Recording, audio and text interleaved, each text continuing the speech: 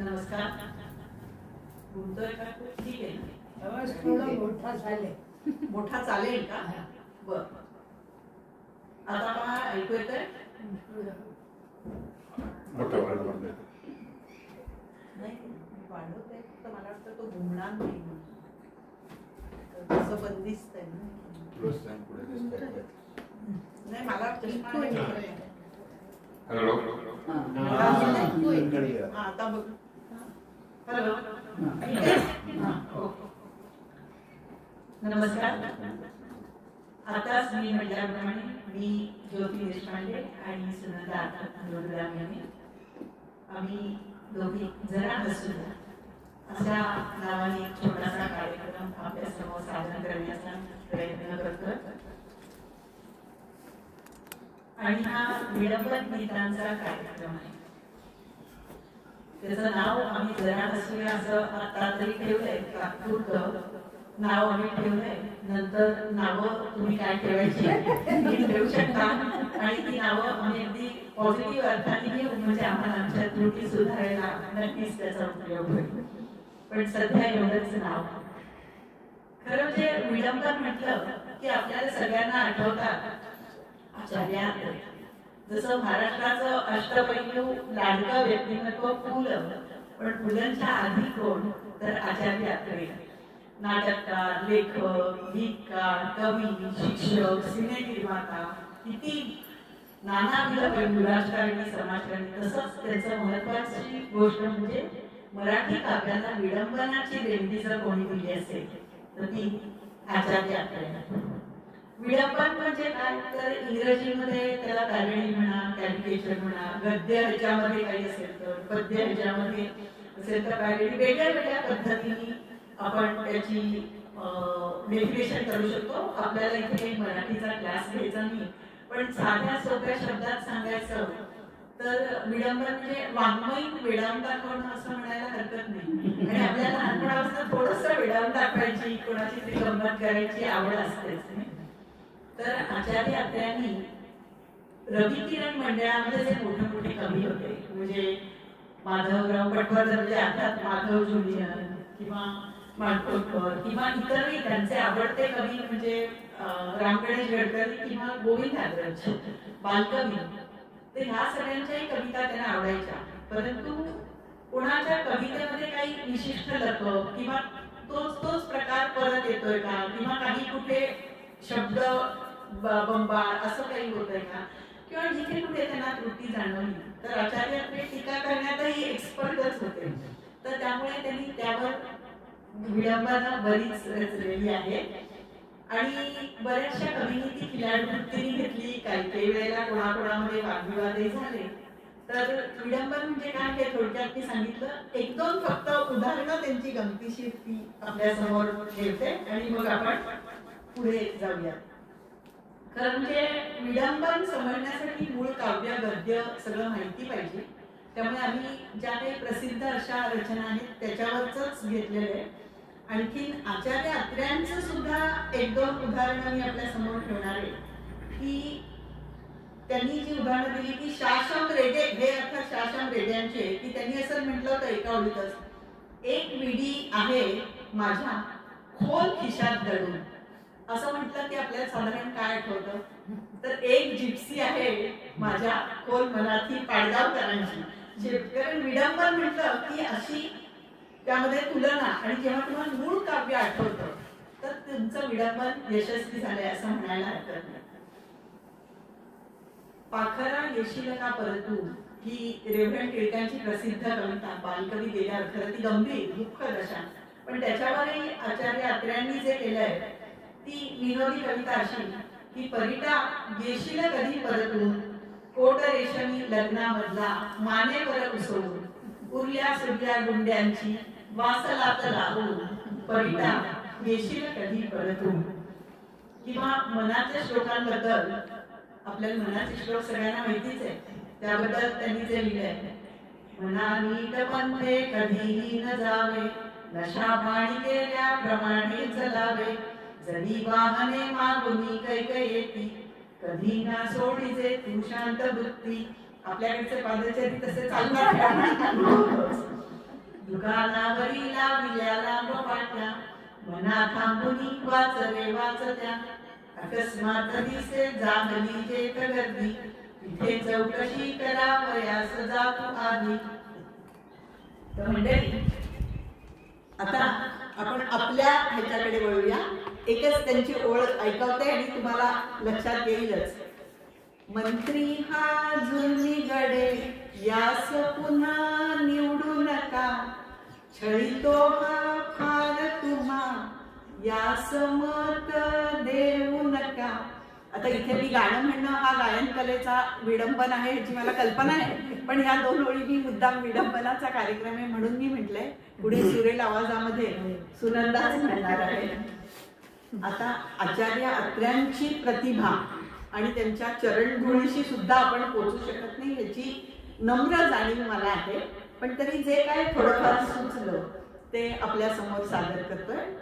आपण मगाशी म्हटल्याप्रमाणे की सर्व कार्यक्रम आपण काहीतरी आरतीने सुरू करतो, तर सर्व मूळ कवींची आणि प्रत्यक्ष परमेश्वराची क्षमा मागून एक छोट्याशी आरतीची समछंदी म्हणा आपल्या समोर सादर करतोय.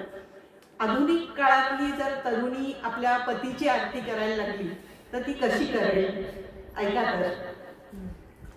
जय देव जय माझे पती, करू आता तुझी किती आरती. जय देव उठता उठता तू रोज सकाळी, मातोस जेव्हा पहिली तू हाळी, येते ना घेऊन मी चहाची थाळी, तरीही तुझे तोंड वाकडे का वरती. जय देव जय माझे पती, कपड्यांना तुझ्या इस्त्री मी करते, ऑफिसची बॅग ही वेळेत भरते, पेरूचा पापा पेन रुमाल चावी पाकिट पास रोजच देते, तरीही तव समाधानाची नच होई पूर्ती. जय देव जय माझे पती, जगते तुझ्या खाण्या पिण्यातील खोडी, सांभाळते तुझ्या साऱ्या आवडी निवडी, तू म्हणतोस तेव्हा नेसते मी साडी, दिवसनी दिवस तुझ्या सेवेत सरती. जय देव जय माझे पती.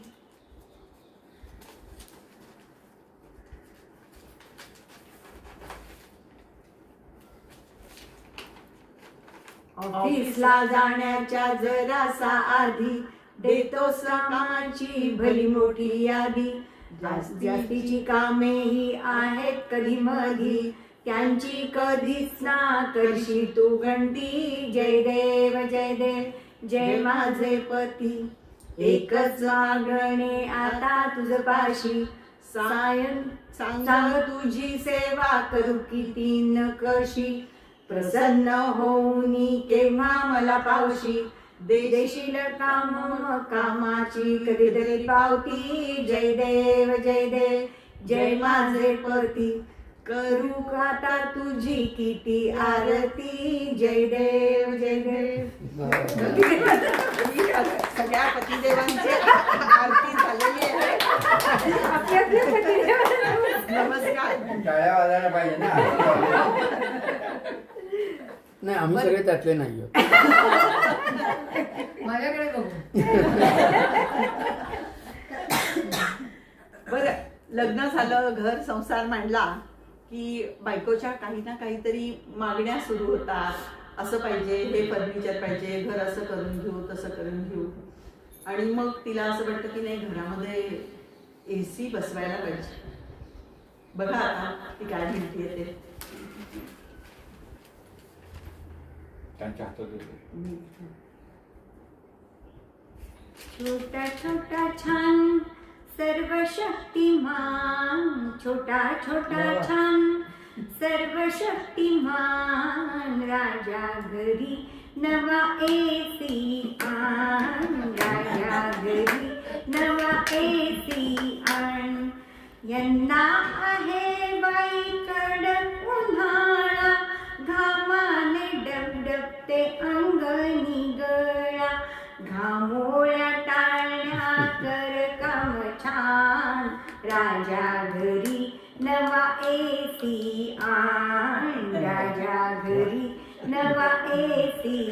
आण. किती किती लागती या उन्हाच्या झळा, उन्हाच्या झळांनी रंग होई काळा, उन्हाच्या झळांनी रंग होई काळा. एसी लावता वाढेल तुझी शान, राजा घरी नवा एसी आण, राजा घरी नवा एसी आण. विंडो एसींचा आवाज होईल फार, आवाजाने कान बोटी बहिरे ठार. स्प्लिट एसीने मांडले मनी ठाण, राजा घरी नवा एसी आण, राजा घरी नवा एसी आण. छोटा छोटा छान सर्व शक्तिमान, छोटा छोटा छान सर्व शक्तिमान. राजा घरी नवा एसी आण, राजा घरी नवा एसी आण. हिवाळा संपून दे, हिवाळा संपून दे.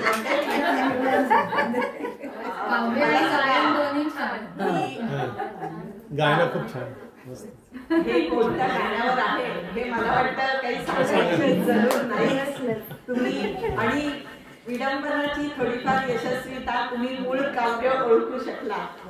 आणि ही मूळ जी काय गाणं आहे ते प्रत्यक्ष आपण ज्यांना महाराष्ट्राचे वाल्मिकी म्हणतो अशा गदिमांची रचना आहे आणि श्रीनिवास खळ्यांचं त्याला संगीत आहे.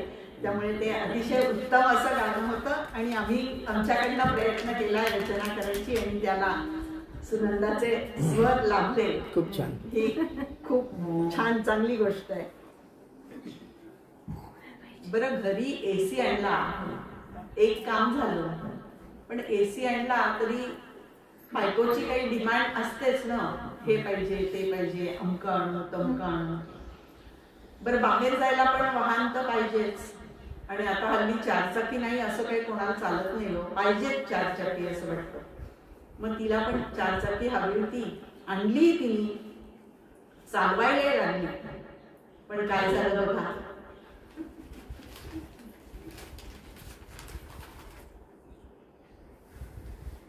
घामाच्या पैक्यांनी कर्ज थोडे काढूनी, हट्ट माझ्या मनाचा मी पुरविला. धक्का नका लावू माझ्या गाडीला, धक्का नका लावू माझ्या गाडीला. नवी कोरी गाडी लाख मोलाची, भरते मी देणी बँका हप्त्याची, हप्त्याची हो हप्त्याची. गाडीने माझा रुबाबी हो वाढला, धक्का नका लावू माझ्या गाडीला, धक्का नका लावू माझ्या गाडीला. जात होते गाडीनं मी तोऱ्यात हो तोऱ्यात, ट्रक आला समोरून जोरात हो जोरात.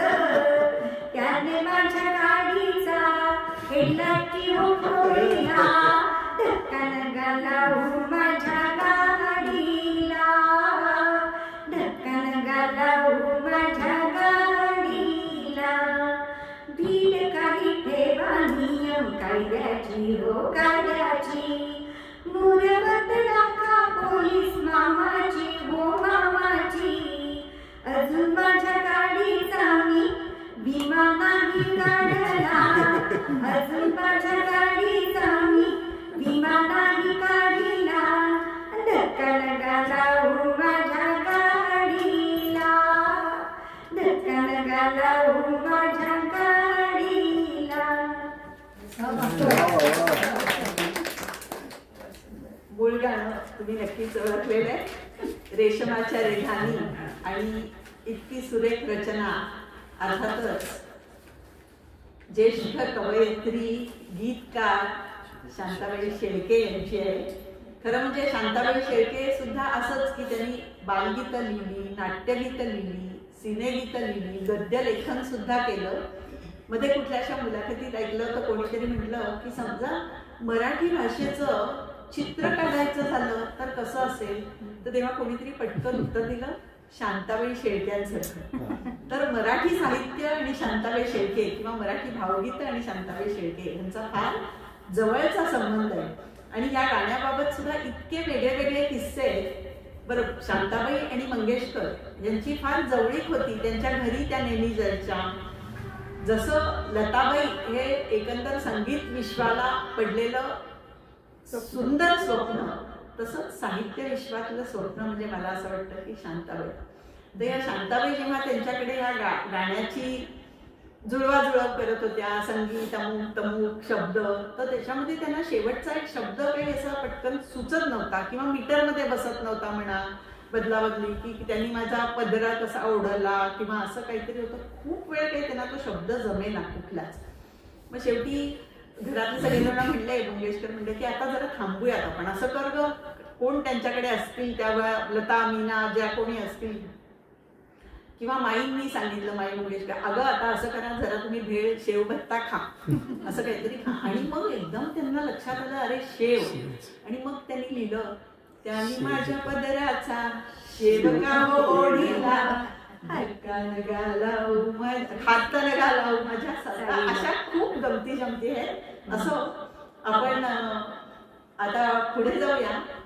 करोना काळामध्ये तर आपण सगळ्यांनीच म्हणजे तो अवघड काळही पाहिला, त्रासही पाहिला, टेन्शन पाहिलं, सगळंच पाहिलं. पण त्या काळात प्रत्येकाने आपल्या आपल्या पद्धतीने काहीतरी चांगला वेळ घालवायचा प्रयत्न केला. तर नवरे स्वयंपाक पाणी शिकले, कोणी गाणी शिकले, गाणी म्हणायला लागले, जमेल तशी माझ्यासारखं, येवो न येवो, गाणं आहे गाणं आहे, गाणं चाहिए. तर तसंच आमच्याकडे यांना पण असं वाटलं की आपण गाणं शिकूया. पण ते गाणं आम्हाला दोघांनाही येत नाही. त्यामुळे असं वाटलं की बापरे, काय हा स्वर म्हणजे काही फार हे नाहीये. तर तो स्वर ऐकून मलाही असं वाटायचं की नाही बाबा, यांना म्हणावं की नको बाबा, हा तुमचा स्वर आणि गाणं नको. म्हणून मी जे काय त्यांना माझ्या पद्धतीने सुनावलं ते आता ऐका सुगंधाच्या तोंडी.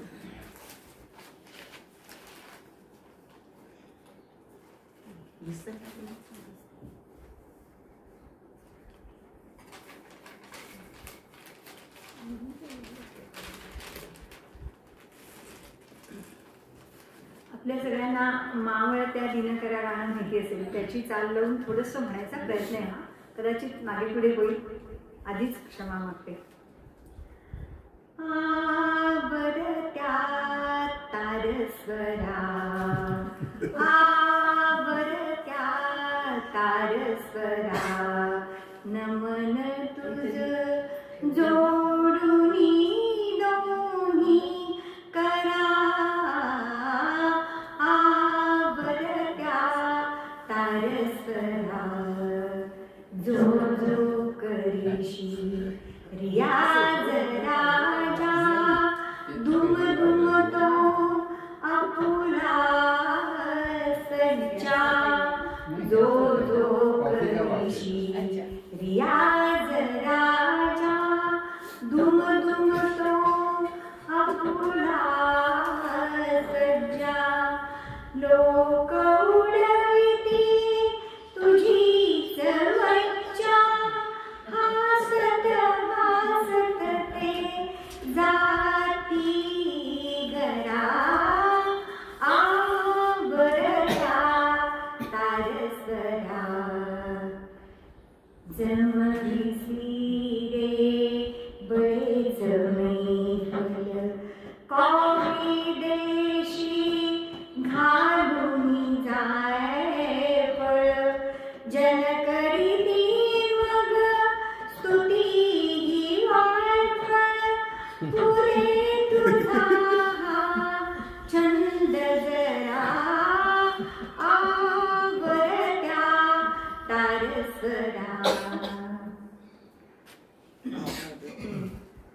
आवाज तुझा तो असे जरी खणखण, गोड सुरांची भासे चण चण. आवाज तुझा तो असे जरी खणखण, गोड सुरांची भासे चण चण. का करती सान थोर जण परिस्थित प्रज्ञ तू नरा आवरत्या तारस्वरा नमन तुझ जोडुनी दोन्ही करा आवरत्या तारस्वरा.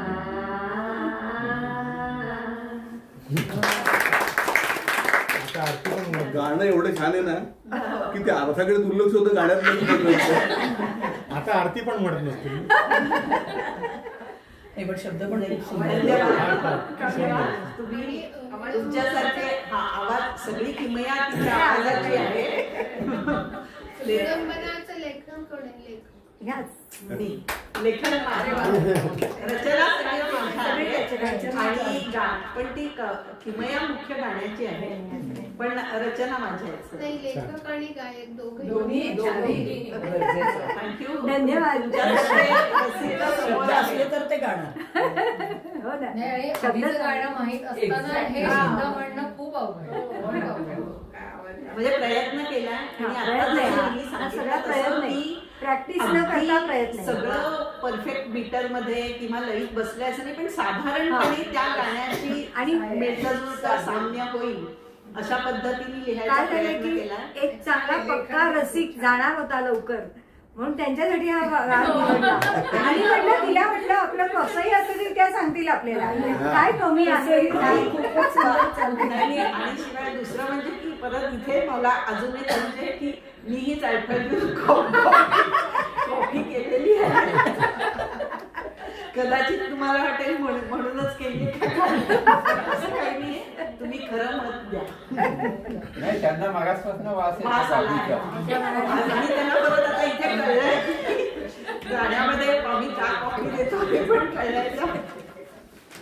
पण वन्स मोर सारखा होता हा प्रकार. छान. बरं जसं त्यांनी जसं करोनाच्या काळात आपण सगळ्यांनीच आपापले छंद जोपासले नाही का तेवढ्या निराशेत सुद्धा काही ना काहीतरी आपण काहीतरी प्रयत्न करत होतो. तर जसं त्यांनी त्यांचा गाण्याचा छंद जोपासला तसं मलाही असं वाटलं की अरे आपणही काहीतरी लिहून बघावं. तशी थोडीफार मला लिखाणाची आवड आहे. लिहिते गोष्टी कथा पण मग हे काही विडंबनं पूर्वीच लिहिली होती आणि मग त्याच्यावरनं मलाही असं वाटलं की बापरे आता हा करोना कधी जाईल. सगळेजण अत्यंत त्रासलेले की करोना केव्हा जाईल तर बरं होईल असा मनात विचार आला. आणि त्यावरून जे सुचलं तर तीही करोनाचीच एक म्हणजे आपल्या श्रीकांत मोघ्यांची अतिशय सुंदर रचना आहे. सगळ्यांना अत्यंत आवडलेली अशी रचना आहे आणि ह्याबाबतचे सुद्धा अनेक किस्से आहेत पण आता आपण त्यामध्ये वेळ न घालवता ही रचना तुम्ही ऐका. करोना आता जाशील का. पहिल्यापासून म्हण नाही त्यांना कळेलच त्यांना कळेल कशावर नाही ते. श्रीकांत मोघ्यांचं अतिशय प्रसिद्ध गाणं आहे. कोणाला असं वाटतं की ते प्रेयसीला उद्देशून म्हटलंय. सखी मंद झाली.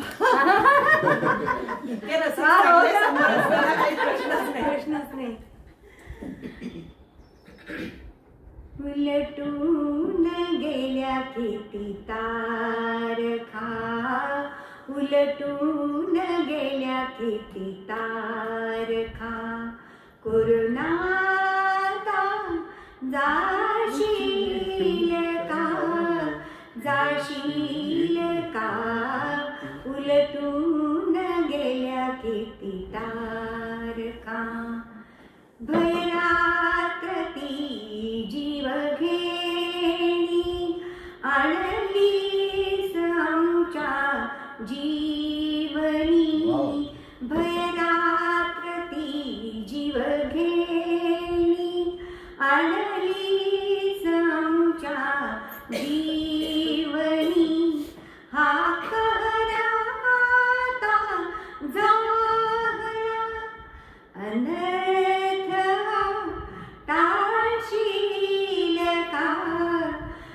टाळशील का कोरोनाता जाशील का.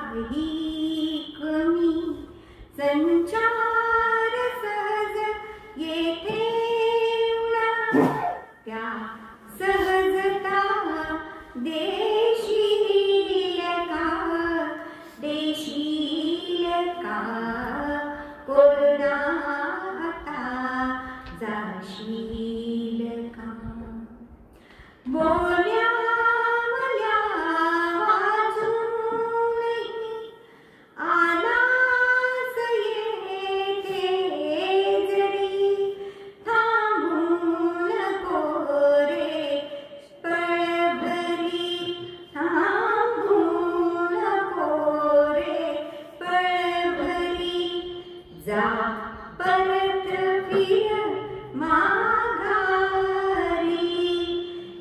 ती गमन वार्ता देशील का कोरोनाता जाशील का उलटून गेल्या किती तारखा उलटून गेल्या किती तारखा कोरोनाता जाशील का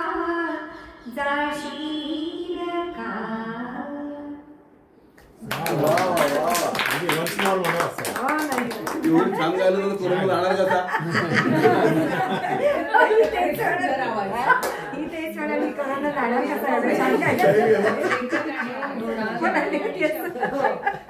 थांबेल गाणं पण नशिबाने गेला नाही त्याला लक्षात आलं की जाऊ दे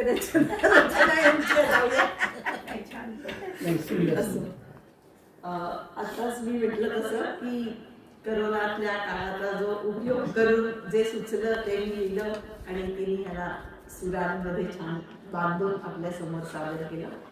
मगाशी मी म्हटलं की जसं प्रत्येकाच्याच घरी कोणाने आपापले छंद जोपासले पण अजून एक महत्वाची गोष्ट करोनाच्या काळात घडली ती म्हणजे अशी की सगळ्यांकडचे पुरुष कामाला लागले हो काहीतरी काम करायला लागले स्वयंपाक पाणी करायला लागले नाही का थोडा का विना जे स्वयंपाकघरात फिरकतच नव्हते ते स्वयंपाकघरात फिरकायला लागले आणि मग त्यांच्या स्वयंपाक पाण्याने परत काय घडलं पहा करोना काळात. आणि प्रसिद्ध अरुण दात्यांचं असं हे गाणं आहे.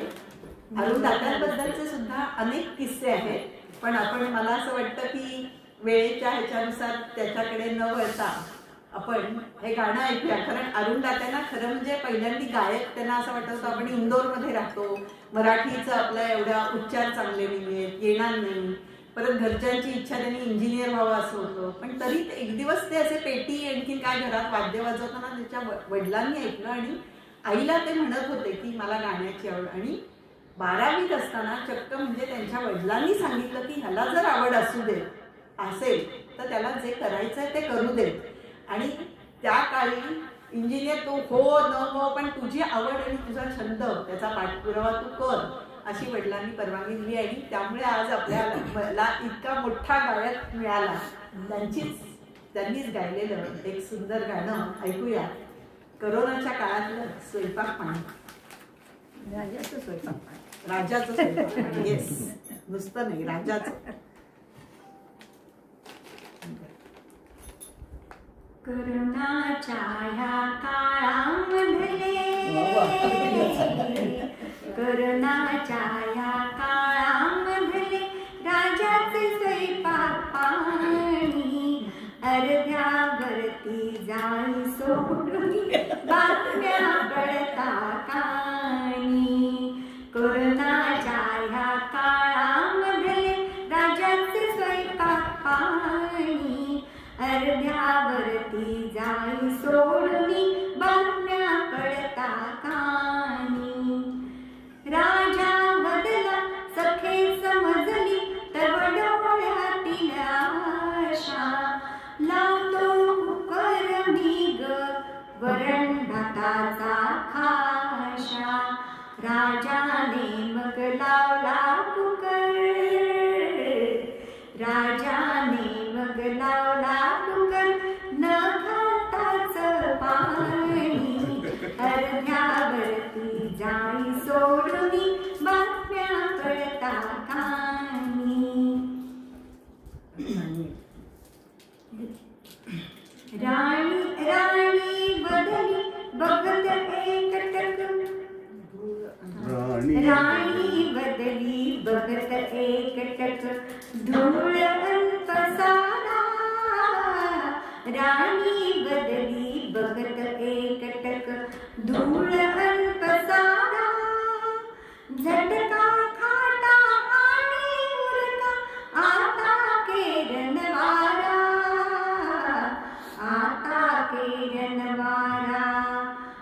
बघुनी मग ते काम त्याचे, बघुनी मग ते काम त्याचे, राणी केली वाणी, अर्ध्यावरती जाई सोडुनी, बातम्या कळता कानी.